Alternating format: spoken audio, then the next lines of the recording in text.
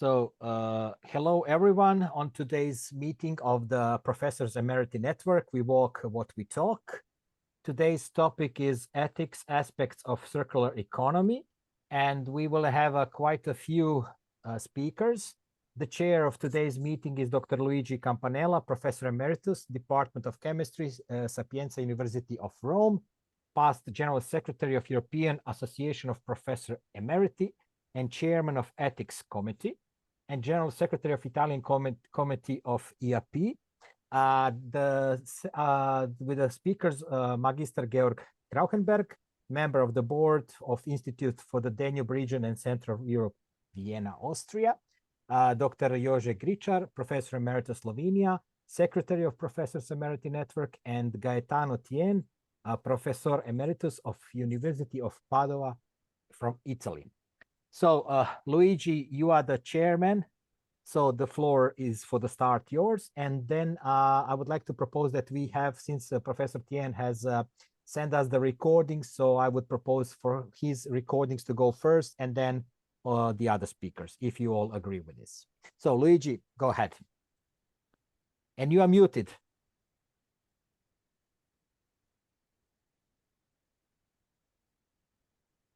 Sander, for your beginning and especially for your aid in our events. So thanks really from me and Jože, surely. So we go to this second meeting about this very interesting topics, that is how society faces these great changes of economy from the linear to the circular model is a very important modification and change. When our life is flat, without change, the behavior is controlled.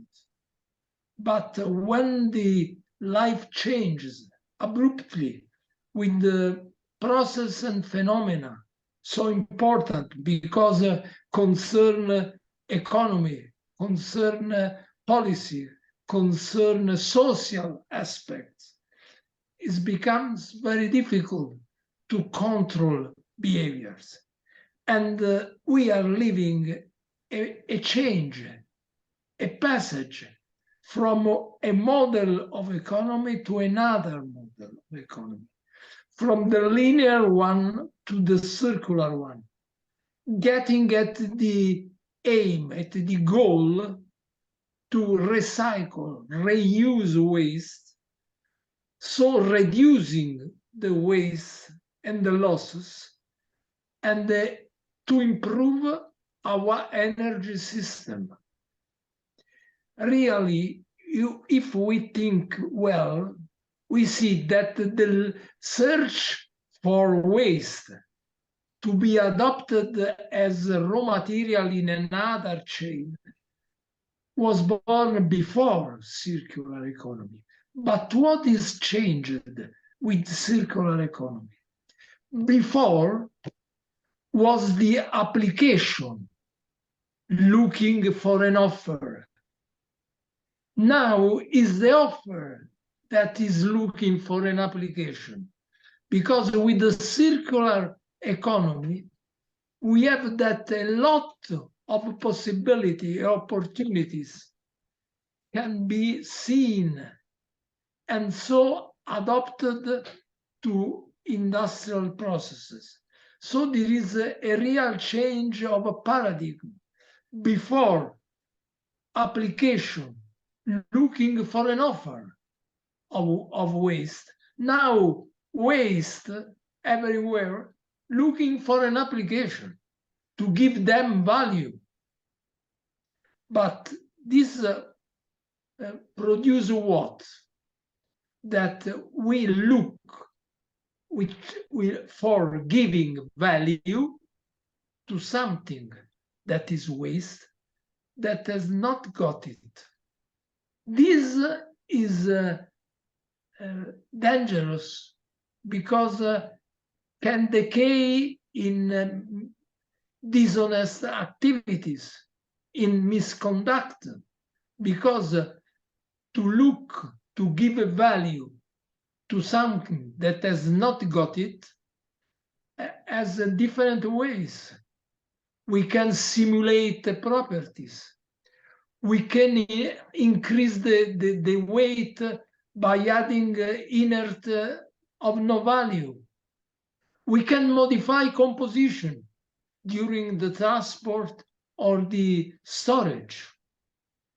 So there is the danger that the end of the circular economy produces misconduct, produces dishonest activities. Which is the weapon we have against this risk is ethics. So ethics must protect this change from linear to circular from any dishonest proposal. Really, there is the other aspect of the medal, that is the ethics as a science of a behavior, but it is virtuous. Because when we have an industrial process and we have to look or to make a choice, which of the possibility of this process we want to apply in our industries, in our machine, or we have many possible raw material. Which one is the best?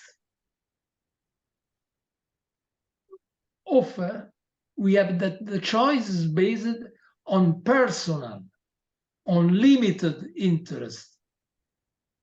Ethics must guide us to make a choice where the circularity of the system is the higher possible, because higher circularity means less waste, means recycle and reuse increased, means energy system improved.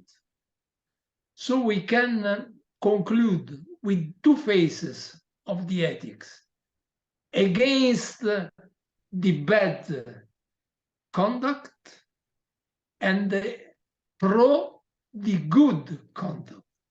That means on one side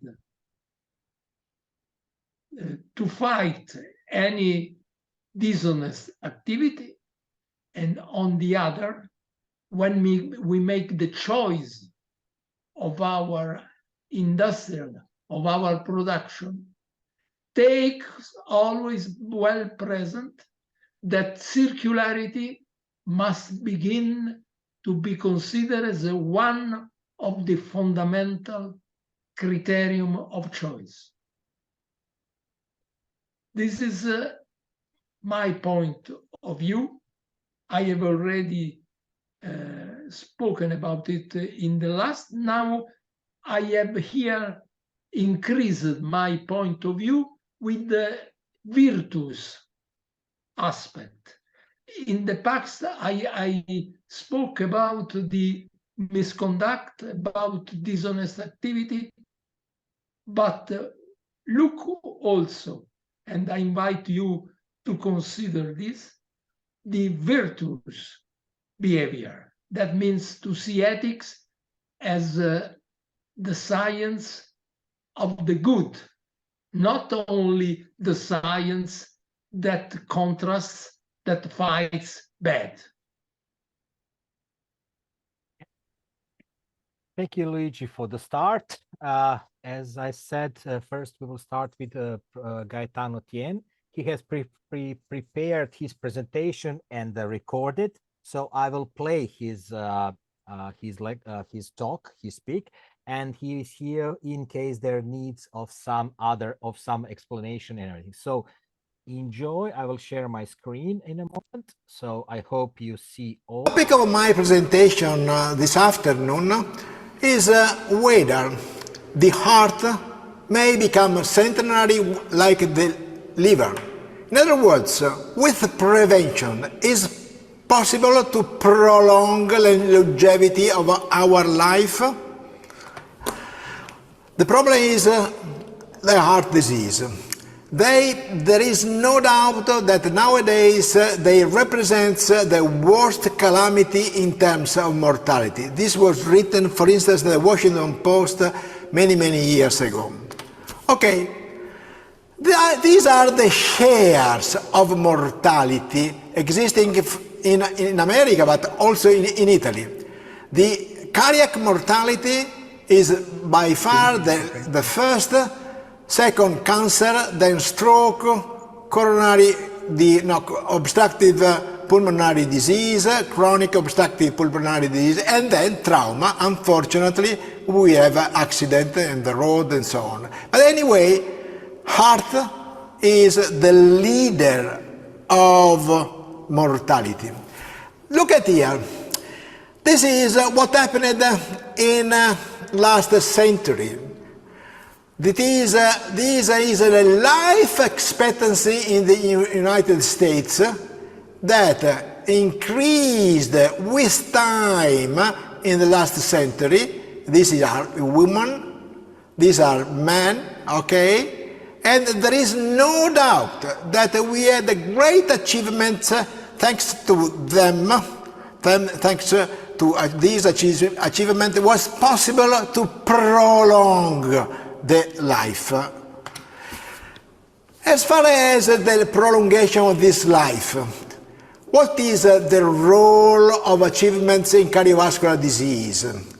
This is, you see, among 6 years, the gain of longevity, the last decades, you see that last 30 years, that nearly 4 years out of 6 depends on success in prevention and the care of cardiovascular disease, very less in perinatal disease, injuries quite less, but unbelievable, despite so investments in cancer research and the care and so on, it accounts for cancer prolongation only 0.3, that is 4 months of gain in life expectancy. So there is no doubt that the care of the core gave the major success.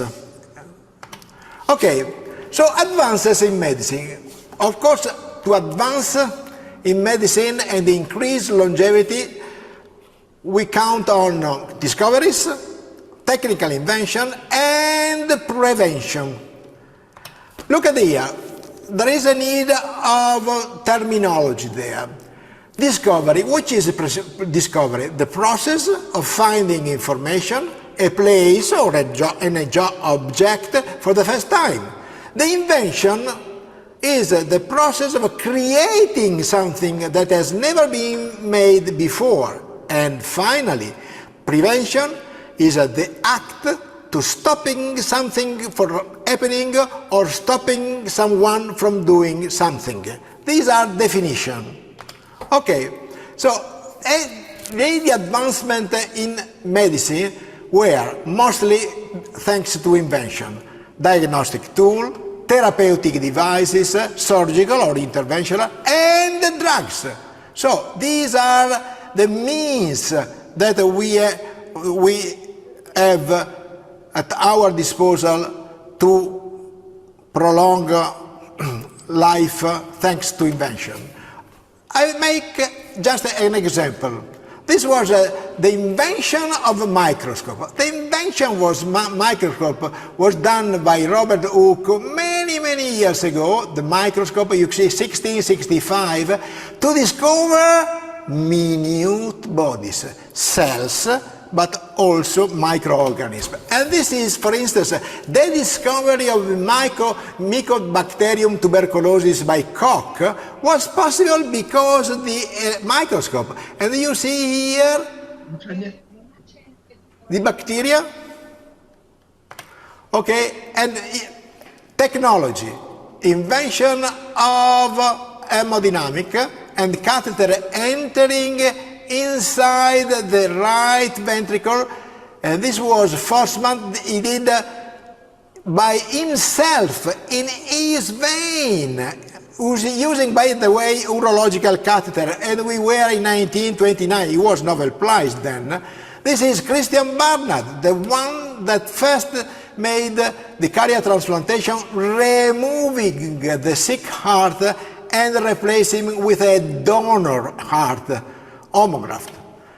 And as far as sudden death in the young, for instance, a sudden death, arrhythmic death, implantable cardiovascular defibrillator in 1908 is better, but in this case is taking care of, you see here, this is a normal rhythm, ventricular fibrillation, tachycardia. Here you have, this is a cardiac arrest, but then we have a discharge of shock, electric shock, and then you are returning into normal rhythm. And as far as the drugs, this was William Wittering that first used digitalis purpurea for the care of congestive heart failure. And is Alexander Fleming, the discoverer of penicillin. Look at here. And now, cardiovascular pathology. There is a spectrum of drugs, beta blockers, ACE inhibitors, statins, anticoagulants, antiplatelet, thrombolytic drugs. These men were all working in agency, pharmaceutical agency here, and all of them achieved the Nobel Prize. And you see that thanks to these drugs, there was a decrease of 50% of our heart failure, decrease of 30% of stroke, decrease of 30% of coronary artery disease. Another incredible invention was the coronary care unit by Desmond Julian, and this is the care for myocardial infarction is in a single separate room. There is a electrocardiographic monitoring with alarm symptom with prompt treatment of ventricular fibrillation. In other words, if you have a myocardial infarction, you are recovered in the hospital. You are monitored. If there is a ventricular fibrillation, fortunately with the electric shock, you do not die. And by the way, the coronary care unit was consisting of specially trained medical staff. Okay, so look at here. Before the coronary unit of Julian that was introduced nearly 70 years ago, and in other words 62, pre-coronary care unit, the mortality for myocardial infarction was 30%, and now is only 5% thanks to the defibrillation and thanks with angioplastic stent. Listen, what is prevention? We mentioned discovery, we mentioned invention, it is now prevention. Prevention is the act of stopping something from the happening and or stopping someone from doing something. This is the definition. In other words, preventive action and activities aim to reduce mortality and morbidity and the effects to certain risk factors. In other words, they are able to influence the risk factors and then the morbidity and the mortality. Okay, advances in medicine. Advances in medicine and prevention was achieved also with other factors, not necessarily drugs. Look at here, eating, food, hygiene, vaccination, lifestyle, behavior, the environment of course also, early diagnosis and screening, that is the investigation you do in apparently normal people that are affected of a concealed disease. So, primary prevention. What means primary prevention? This is a measure to prevent the onset of the disease.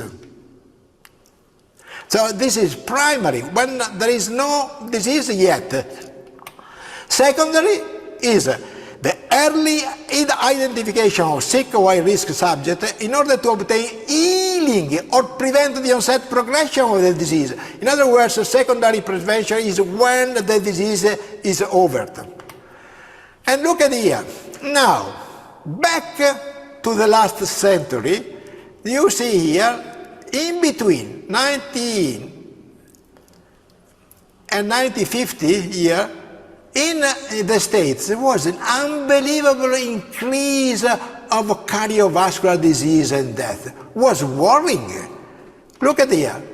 And you see that there was a peak in 1950 of mortality for heart disease, whereas instead the cancer was just a small one, that is, in other words, was the explosion of mortality, epidemic of heart disease accounting of early death. Look at here, that is, there are, overall, the contribution of premature death is, you see here, the behavior. So primary prevention you can achieve, behavior 40%, genetic 30%, and much less the other. In other words, is here where you have to work. And I want to tell you something about. We were in 1955. This is Dwight Eisenhower. He experienced a stomach ache while playing golf in Denver, Colorado. Next night, he had a violent chest pain with electrocardiogram in keeping with myocardial infarction. Paul Dudley White, the famous cardiologist, promptly flies from Boston to Denver, visits the president, and confirms the diagnosis, fortunately reassuring about his condition. What happened? With this president, even the president affected myocardial infarction. Dow Jones plunges 60% with a loss of $14 billion. Fortunately, he died, you see, many years, 14 years later for resting failure, because he had repeated myocardial infarction. So this was a drama in the States and the public people. Okay, another one, Tyrone Power. Tyrone Power, born in 1914 in Cincinnati, died suddenly of myocardial infarction on 15 March 1958, when he was in Madrid working by there. He was aged only 44. You can imagine, early death, just only after being taken. He was just in the set of the film Solomon and the Queen of Sheba. So this was another very known, well-known people that had myocardial infarction and died. He died suddenly. He died within few days. So there was a need absolutely to invest for prevention, but the problem was, which are the coronary risk factors? The two the two people that I mentioned before, Dwight Eisenhower and Tyrone Power, they died of myocardial infarction. How? Which are the risk factors for myocardial infarction? And this was set up the famous Framingham study. This is William Cannell, and you see here, 1961, was exactly still living Dwight Eisenhower. He was influenced a lot because being president of the States on investment on this type of investigation. And this is, they established smoking, hypertension, hypercholesterolemia, diabetes, obesity. These are the risk factors. Okay, so you see here that indeed, which are the causes behind, I mentioned it before, the behavior is the major cause. And so smoking you see, is come first, obesity second, alcohol also, but not so much alcohol. And you see that obesity and inactivity, no sport, no movement. This is why golf became very popular, for instance, smoking. Okay, so the combination of these two, smoke, cigarette, and obesity in the absence of activity, this is a cocktail, a malignant cocktail. Okay, so how much important is the Mediterranean diet? As here you see the oil, the cheese, and even some alcohol. Okay, so what happened with what happened that from 1950 to 1950, when we were aware of these risk factors, we tried to influence the disappearance of his. There was, you see, a fall of coronary artery disease. You see here? And this was not the case, for instance, of other causes like cancer. In other words, the achievements in the fight of risk factor for coronary artery disease give results, fantastic results when compared to cancer. Okay, so look at the results. Number. These are the death of coronary artery disease prevented or postponed as a result of changes in population risk factor from 1980 and 2000. First, you see here, you see smoking 12%. In other words, the drop of death was thanks to the cessation that is of smoking, systolic control of hypertension, fall of cholesterol, physical inactivity, in other words, thanks to the activity, body mass index, that is no obesity, no diabetes. But unfortunately, you see here, is less 10%, which means that diabetes now is the true enemy. And you see also again obesity. In other words, both diabetes and obesity, we were unable to achieve the success for smoking, for hypertension, and for cholesterol. Physical inactivity is very less, very poor result. Okay, what is now the decrease? The decrease, I want to show you here now. These are treatment, that is therapy, surgery, drugs, and so on, or the problem of risk or influencing risk factor. In the States, the treatment you see here was 50% or 40% versus 54 risk factors. But I want to draw your attention here. That is, look at here in Finland. In Finland, only prevention of risk factors was able to achieve 76 of share of decrease of mortality for cardiovascular disease. This is an incredible result, which means that prevention should come first, and not using only the intervention, the technology, the care, the drugs. Behavior, lifestyle. Okay, and so you see, the problem is that the smoker, this is a curve. A curve saying, and we are very close, that you see 26 of this century. Okay, there will be an increase of more than 30% globally in the 20 years, an increase that is, in other words, the fight against smoking is still open. Screening. What is screening? Screening is a diagnostic examination conducted. It's very important screening for prevention, for primary prevention. Diagnostic examination conducted under carpet, okay, or on a large scale of apparently healthy people. That is like you do in oncology. But I must say that the cardiovascular disease screening is rare. This is screening is to identify the disease or its precursor before it manifests itself with the symptom.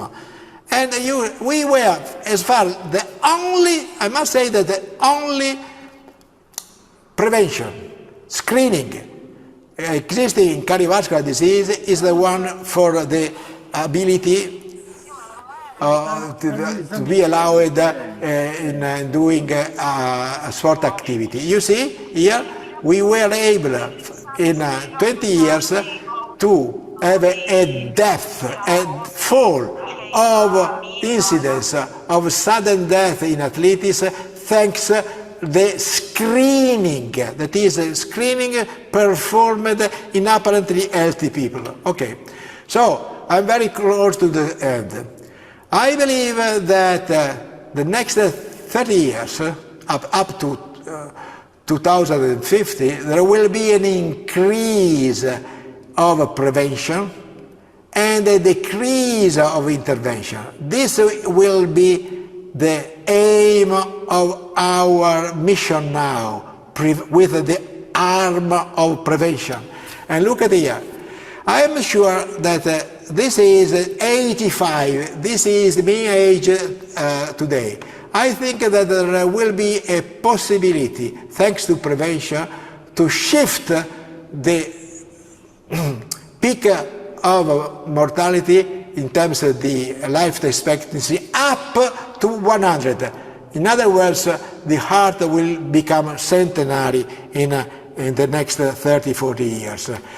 I just want to mention, and this is the last statement that I do, and the prevention. Prevention of atherosclerotic cardiovascular disease. Atherosclerosis of coronary artery are the enemy. So, which is the way of prevention? Primary prevention. You see here, if you decrease the lipoprotein, low density lipoprotein, less than 70 milligram. If you have not hypertension, the pressure is less than 120 systolic, 80 diastolic, unhealthy, this is the enemy, unhealthy diet, and there is a need for goal, you see, Mediterranean diet. Nicotine exposure, not only smoking, but having the smoke that is passive, and this is absolutely, the goal is not to smoke, not to smoke. Hyperglycemia, diabetes, we have seen that there is increasing mortality and morbidity for diabetes because, of course, diabetes means that we have more than 100 milligrams of glucose, so the goal is to have less.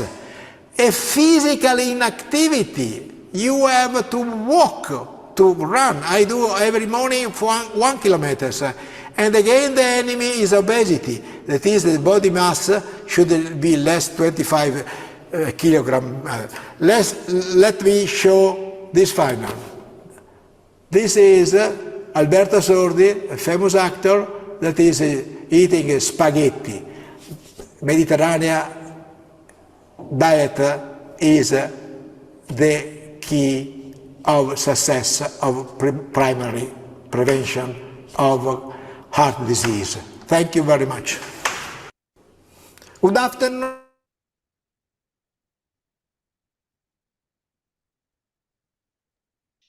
So, okay, sorry.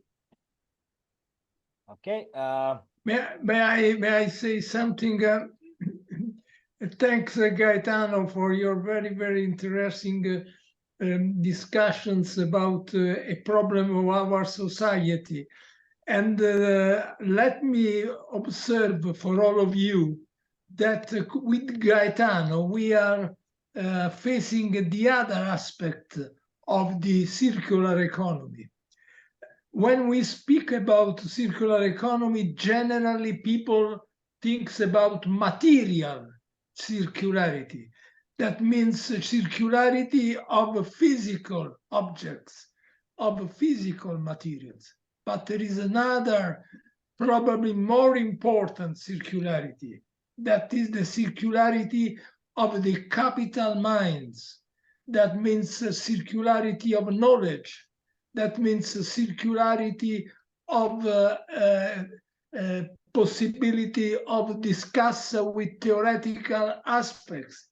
That means to have access to literature and books and so on. So when we speak about circularity, we have to think also to this kind of circularity. That is the cultural circularity. And Gaetano has just make a show of this opportune circularity with his discussion. Probably to be, the ideal should be to transfer this discussion and this presentation to African people who actually live some problems that for us are already passed, but for them are just in course. Thank you. Okay, just before unfortunately I will have to leave, but my colleague Ljerka, she will continue with the hosting. She and then sorry for guys for this, but something jumped into my schedule, so Ljerka will be host now, but record is going on. Thank you very much. Thank you very much for allowing me to join your wonderful group. And now I have a special pleasure to invite Magister Georg.Krauchenberg to deliver his presentation entitled Ethics Concerns in Circular Economy and the Energy Transition. So Georg, the floor is yours. Well, thank you very much, Ljerkas. Thank you very much to all the participants, to Luigi, Jože, and so on and so on. It's a great pleasure to be here to talk with you. And actually, this ethical concerns of circular economy is a very wide field, and the energy transition is, however, something extremely important, as we want to come down with our CO2 emissions, and the climate situation, as we know, it's worsening. Therefore, we need this transition. However, the transition means that considering the fast rise in consumption of electricity, which is a consequence, we need actually everything. We need the circular economy, reuse of products, and we need products like lithium, for instance. And there we already have the bottleneck. China has over 90% of lithium and controls it in Africa. Russians control in Africa in the meanwhile, and we are just talking with Latin America now about the contract with Mercosur, but this is also in limbo, and maybe the Chinese will take over. So where should we get the lithium for the lithium-ion batteries? This is a necessity for any e-mobility as long as there is no other alternative. And lithium-ion batteries, the value of a car is about 1/3 is the battery. Now, let's think that in a few years, then the first e-cars will have to change their batteries or come to the end of their life. Then we will pile up hundreds of thousands of batteries. So they have to be somehow recircled because we talk about hazardous waste in this case. And there are already quite a number of ideas to recircle. In many products, we have a lot of high-value materials. However, it's difficult to get them out and to make it really worthwhile. We have old experiences already, and this is the worse. We reuse gas, we reuse paper, scrap, for instance, in the metal industry since centuries. And this is also a necessity, and is even improving products. So it always depends. For instance, even plastic, if it's in industries like food industry, one has to take care. Really, could be dangerous, but in the industrial use, even plastic can be reused if it's the right plastic. So this circular economy is somehow really necessary, and we have to face it, because the hydrogen times, they're about to come, but it will take time. For the time being, it's much too expensive. And even gas will be still used. There is no other possibility, and we just have to be flexible in our economies. What would be a good idea is to involve the European Union probably a little more, as we had not so bad experiences with the purchase of Sera, for in the COVID period. This could be also applied, for instance, purchase of lithium. We could see that even the larger European countries like France have their difficulties when you think back at recent weeks in Africa. So the EU altogether has at least the advantage of being a very big market of 500 million people, and it may be easier to advantages to do certain things via the European Union, which is depends on the member countries, of course. Yeah, if the member countries don't want it, then it won't happen. So my point is that to finish, that we really need everything, the recycling in any kind, as well as raw materials, in order to get this energy transition going. Thank you. I'm ready to answer any questions, of course. Thank you. Thank you, George. Thank you, George, very much. Your point is obvious, is very crucial and important. And so maybe somebody want to make questions. There are another. Now there is Jože that must to speak according to the program. Is it so? Yes, yes, exactly. If there aren't any questions, can we now, Luigi, invite Dr. Jože Gričar to present? Thank you. It's my pleasure to be with this group and ask few questions which I believe are relevant when we consider circular economy and people.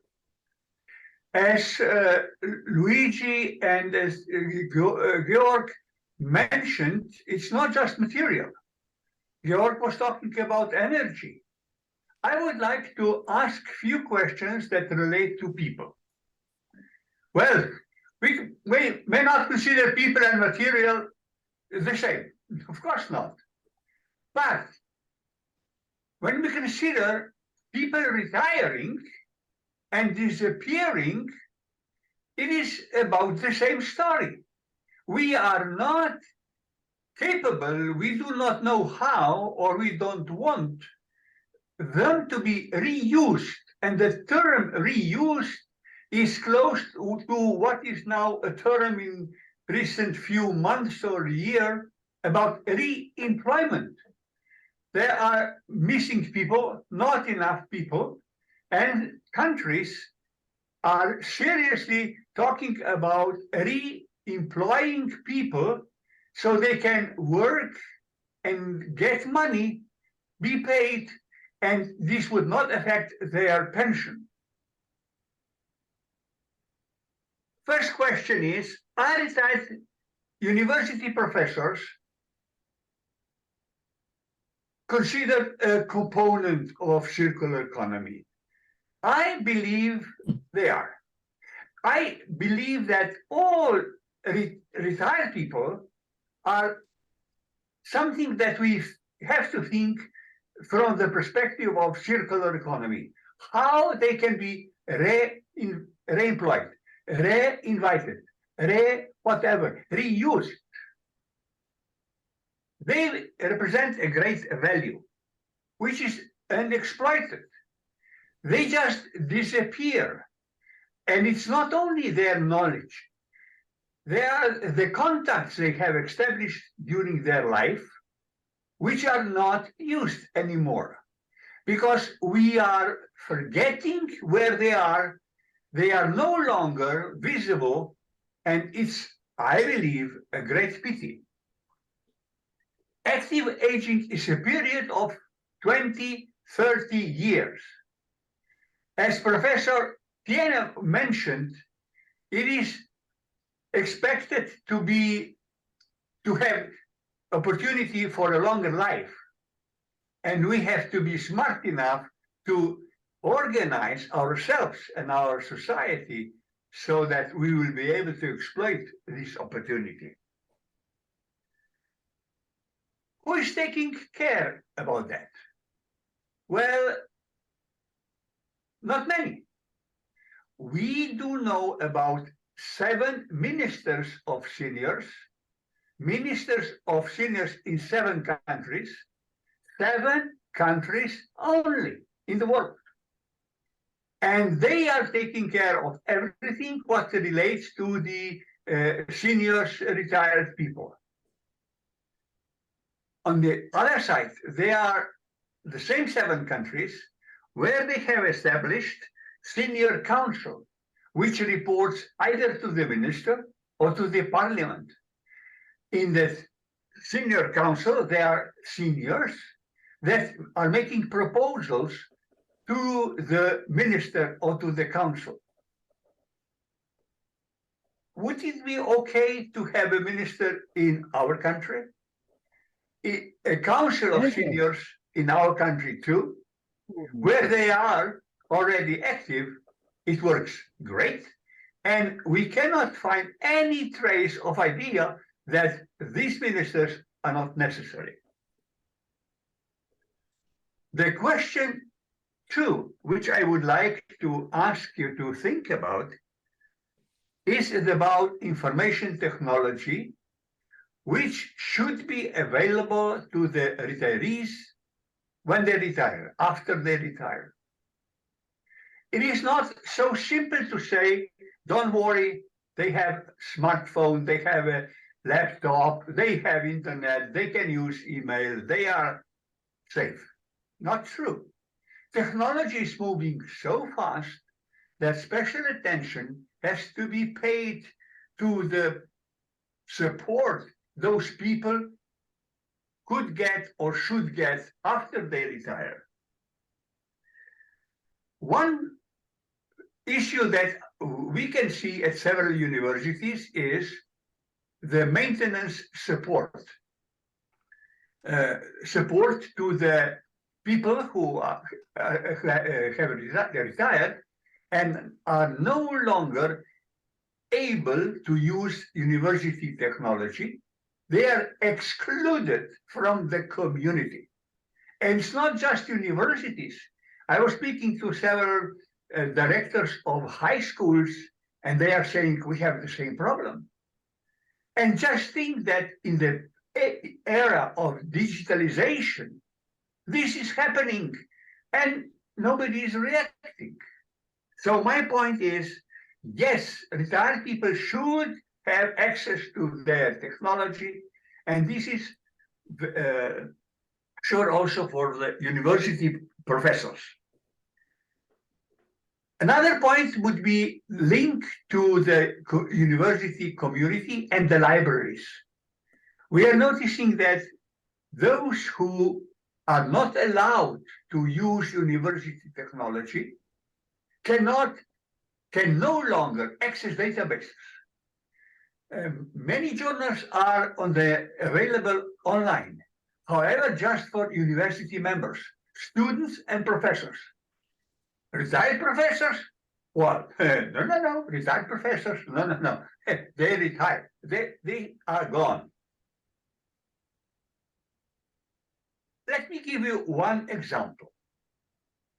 Do you know that Eurostat, Statistical Office of European Union, and national statistical offices in all countries, my country included, are collecting data on the users of internet. And they have the last group, the oldest group they collect data from age 65, 75. After 75, they are statistically non-existent. What do you think about that? I can notice from the faces here that some of us are 75 plus. And statistically, we don't exist anymore. I think this is a scandal. My third question is about age-friendly universities, and a question: can a university not allowing retired professors to use information technology after they retire be considered age-friendly? I don't think so. I think they are unethical and they are unfair. Think of persons spending several decades of their life at university. Then they retire and they are gone. And gone very seriously. Many universities do not maintain their websites. I will not name the university, but there is a case where a professor still has the website. If you type into Google the name university, you will get to that website. And at that website is just very simple message: retired, full stop. Retired, full stop. Not that, no, most probably not yet, but retired. I don't think it's fair. I don't think this is smart, because we are losing important capital.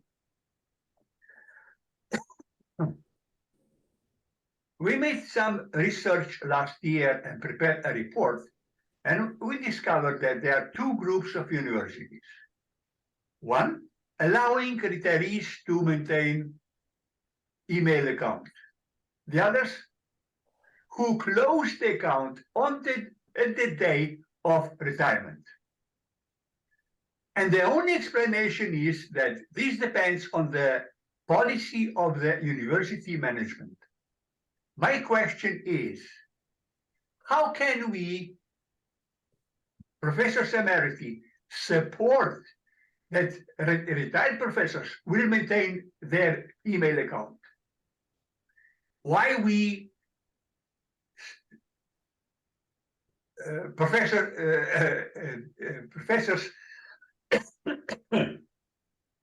Emeriti? Because all universities we were able to discover allow professors Emeriti to maintain email account and all access to the university technology.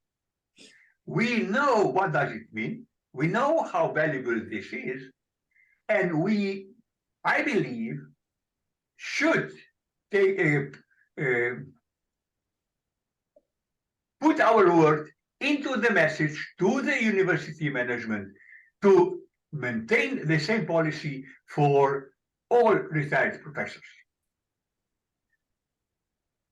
Finally, I would have a question of possible action. I believe we need action. It's nice we talk, we write something, we publish somewhere, but action is needed. Support provided by a group like this one can have a lot of sense, and a message will be stronger.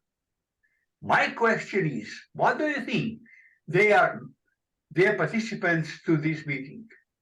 Do we have enough argument to write a position paper on the issues? retirement and information technology, circular economy in general, circular economy and energy, and everything what we've heard from Professor Thiene about expectation that the life expectancy will be growing, and this is an additional opportunity.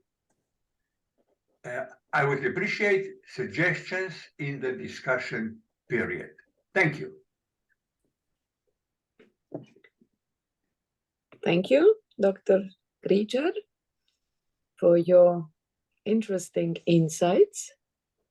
And I believe that maybe the most important thing is raising the awareness of those who are not retired yet, because they create the policies, don't they? If I can say something about the questions that Jože just put us, I want to say one thing is what we believe is correct, is right, and other things what is now occurs in our society. So the first point is, without circularity and sharing of ideas and of knowledge, circularity of economy remains a virtual point, not a real. Because how can you have a circularity of economy if you cannot share projects, you cannot share ideas, you cannot share technologies? So the first questions by Jože, the answer is clear. We know that in order to have a circular economy, we must have also circularity of a capital mind, of ideas, and of knowledge. If this not occurs, is a default of the system, not of the principle that is correct. So what we have to try to defend is that emeriti, retired, are capital mind. So in the logic of a circular economy, they must be also become circular, in the sense that their ideas, their projects must be transferred in order that there is a continuity in the project and in the development of economy.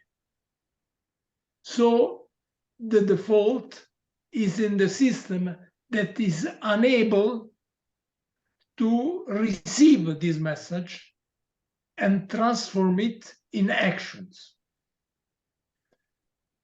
For the second question, I say that we have not here said a magic word, according to me, that is open science. Open science means that science is something that is shared, is always put together, in the sense that the open science means to protect against illness, against poverty, and so on. So we, as emeriti, retired, and so on, I think we have an instrument very useful and very important, that is open science. So my proposal is that on the second question by Jože, we respond with open science and with the defense of any activity that goes in these directions. That means to be able to pass the interest of the editors, to pass the interest of the some schools of eminence, and so on. looking at the science as an instrument that, if made circular, can contribute to the increase of society. In this way, the role of emeriti, retired, and so on is more clear, because they are not just the people who have finished their work activity, but they become the modules of a process that is the circularity of knowledge and ideas that is at the basis of the continuity of the societies.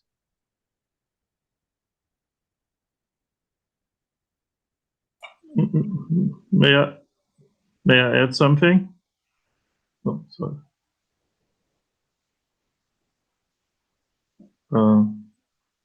Yes, please. Yeah, thank you very much. What Jože said, I find quite fascinating, because it's really a bad experience when one is suddenly cut off from one day to the next from the institution one had been working, and it's not logical anymore, because we should not always look at the years 60 or 65. It then depends very much on the individual person, the health structure. Let's look to politics. I mean, from Adenauer to Napolitano, politicians often are a lot older than 65. And I know from my colleagues from school time, there are medical doctors, all 75 or 76 years of age. So they are still working, and I think it's unfortunate when in some areas like universities, I don't know even how it is in Austria, I could look it up, simply to be cut off. It's rather absurd, given all the experience those have who are of this age. So I would be very much in favor that this should be more flexible. George is open. George, you want to speak? George? Sorry, did you hear me? I see your hand. So now it's no. I have. Did you hear what I said? Did you hear what? Yes. Because I was referring to Jože Gričar about his proposal to remain the contacts to the institution one has been active in. It's unfortunate when this chance is missed, especially nowadays where people are in need anyhow, and just looking to the age of 65 is not really up to date anymore. We have seen in the first presentation 85 is the average, so why should not one be able to continue? And in some fields it's possible anyhow, and I think it would be very useful. Thank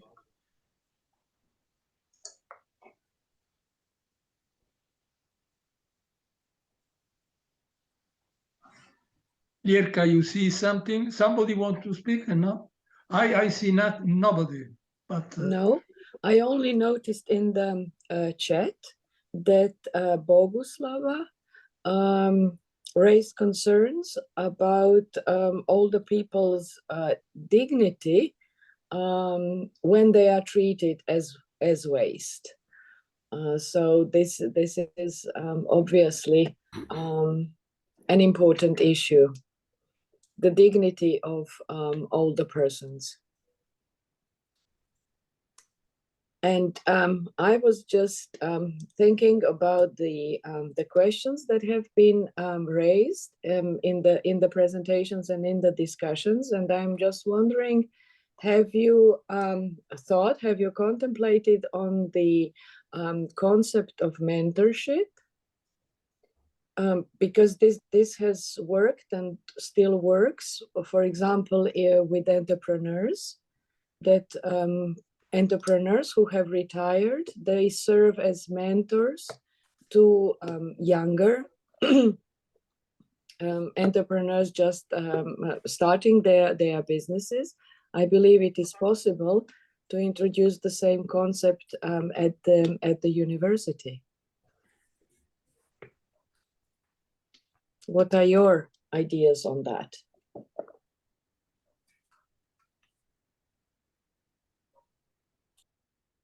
So there is no one want to speak about the questions that Jože just presented before. I try to give my answers, but anyway. Yes, Probably you Luigi, Luigi, Yeah? I have a comment, Maria. Maria, yes, it's a Yes, great yes, pleasure. Great pleasure So, to see yes. you and to have you here. I see that the role of the emeriti professors varies among the universities in Europe, even in the same country. And so, in my opinion, we have to establish a framework to define the role of the emeriti professors across the universities, European universities. That means they must be equal. Not the one university accept the emeriti professors and the other not. We have to do something. To have, we are here European community, that means the behavior must be the same, if it is possible, or similar, not exclude from internet or from other facilities, and other universities accept also to be scientific responsible in research projects. This is in our universities, or years ago it was forbidden, but due to our efforts, we established this issue. So we must do something, not only speak. So a framework, or Professor Gričar said from, I don't remember the name, so a letter or something to European Communion in order to express our... And from this point of view, which is your personal experience? Yes, my personal experience is that due to the efforts of my colleagues emeriti from the National Technical University of Athens, we succeed a lot of efforts. Like, as I mentioned, responsible in programs. Also, the curricula of the emeriti professors are written in the website of the university. We have access in the emails and also to the website of the university. But years before was the situation, as Professor Gričar told us, that after retirement was nothing. The name was erased from the website. So this Thank is you. Yeah. my opinion. Yes, thank you. Anyway, I recommend all of you, if possible, to let have to me and to Jože something overwritten about what you said today, in order that we can let circulate. So this is another circular economy, our ideas, and exchange them among the different associations that are part of the network. No one more? Yes, I see Boguslava. Thank you. Boguslava, please.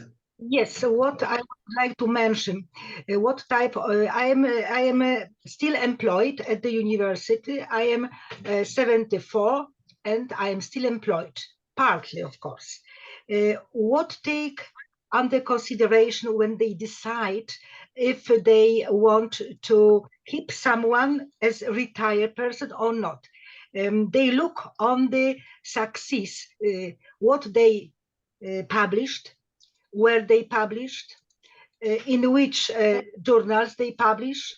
So they assess if managers of the university or of the faculty, they assess that my or my colleagues' progress is enough, so they keep. But some of my colleagues, they don't like to stay longer. Even they only want to devote to the didactic work. It is not good from the managerial point of view to be only the teachers. It's not enough. Today, we as emeritus professors should be more efficient. And sometimes it is very difficult. It is very difficult. My university underlines diversity. Diversity is the value they underline in the mission of the university. What does mean diversity? Age, that means diversity as well. So that is why they try to appreciate older teachers, older academic workers, but under one condition: they should be efficient. So some people want to devote work. They come to their 70s and they say, it's enough. I want to really retire. And that is why we cannot insist on the people to prolongate if they want to retire, taking under consideration the full meaning of that work. Thank you. Very right.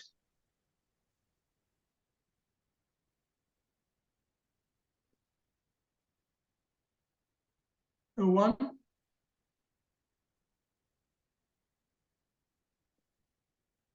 Jirka, you see nobody?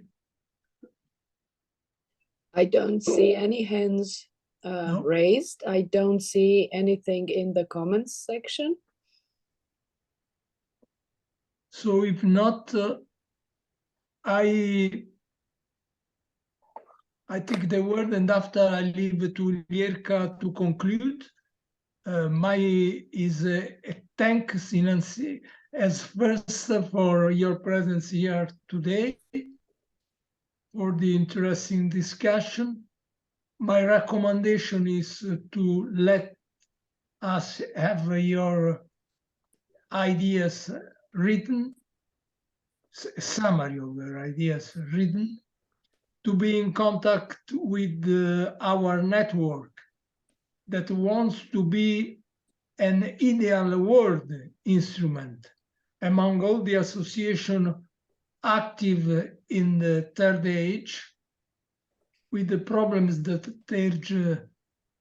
that third age has, not only from the management organization, that is very important, but also for the reflect of these on the social aspect, on economical aspect, and especially on the generation after of the young, because obviously we are capital mind that must be transferred, but it's fundamental that the correlation between different generations is a virtuous correlation, not stressed by jealousy, by concurrence aspect, by sometimes difficulties to make and to have real and correct judgments. So we are surely in this position, but it is very important that we are able to make that all our colleagues in our identical positions go to think like us. And this is more difficult because, as somebody said during our discussion of today, sometimes from our generation, there is something of I don't know, I have difficulty to explain which my feeling, but anyway, there is something of which make it, this generation, far from the after generation of the young, of the boomers, that are very important because they really are in the room of the bottoms. So we cannot think that our ideas can pass without their support. But their support needs that our correlation, our link is a virtuous one, and not stressed by any kind of misjudgment. So Lierka, please to you. Thank to Alexander and to you for having been our guide during the discussion, and please close. Yes, on behalf of all the participants, I would like to thank all the speakers for their contribution to the discussion of this important issue, and especially to Dr. Campanella for successfully chairing this meeting. Until the next time we meet, I greet you all and wave goodbye. Ciao a tutti. Ciao. Ciao. Ciao. Ciao. Ciao. Ciao. Ciao. Ciao Gaetano.